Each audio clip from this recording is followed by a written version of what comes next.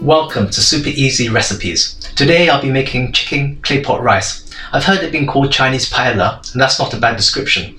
It's a popular Cantonese dish which you don't often see now. That may be because most people don't have a clay pot, but you can cook it just as well with an ordinary saucepan. It may be because some of the ingredients are quite specialized.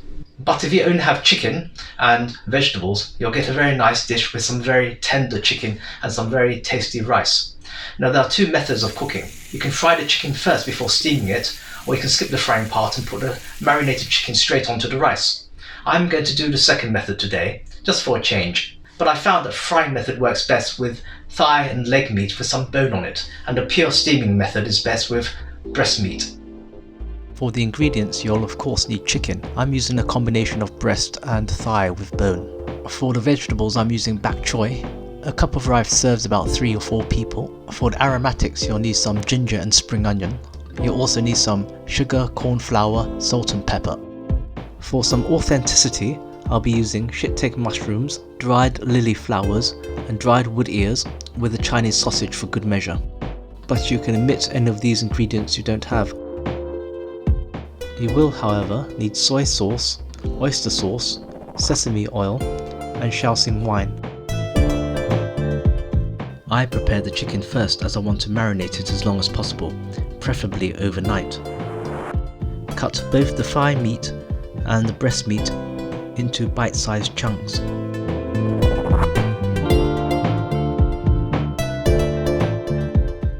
Then marinate the chicken in a large bowl. Add light and dark soy sauce if you have it.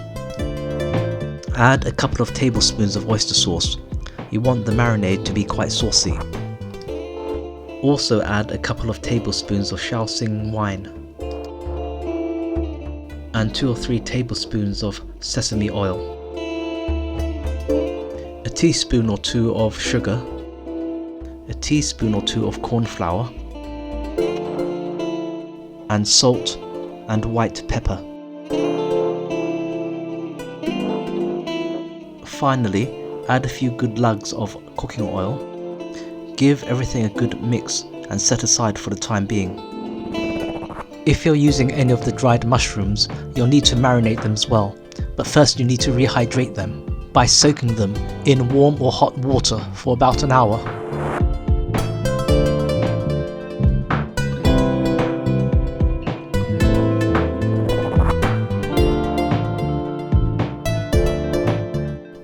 When the mushrooms are soft, halve them or slice them, and do the same for the wood ear mushrooms and the lily flowers.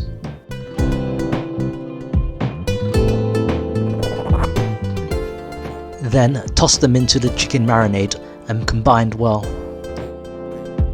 Marinate the chicken and the mushrooms for at least an hour, but preferably for a few hours or overnight.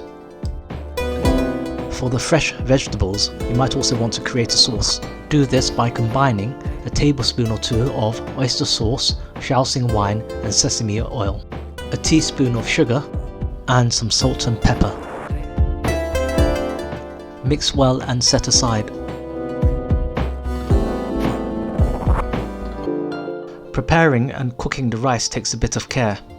Wash it 2 or 3 times as you would normally, but then soak it in water for an hour before cooking.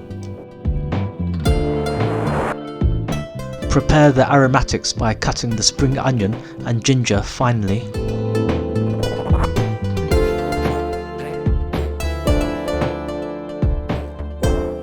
Cut your vegetables and roughly cut the Chinese sausage. When you're ready to cook, add some salt and oil to the rice and bring it to a boil on a medium-high heat. The idea is that once the water level starts to drop, you'll lay the chicken on top to be steamed.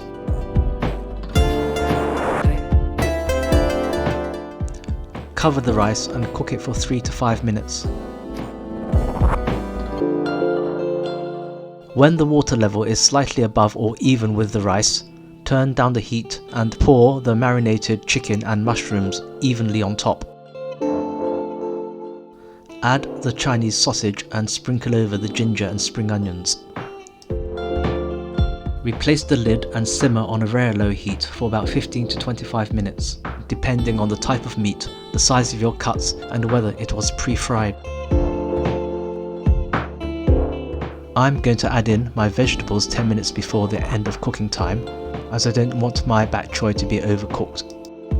Pour the sauce that you made earlier over the top of the vegetables. It is an inevitable feature of this cooking process that the rice at the bottom of the pan will burn. You can reduce the burning by using the lowest heat possible, allowing the pan to rest for 5 minutes after the cooking time, and by giving the bottom of the pan a good scrape and everything a good stir before serving. If you get it right, you'll be rewarded with silky tender chicken and moorishly chewy crunchy rice.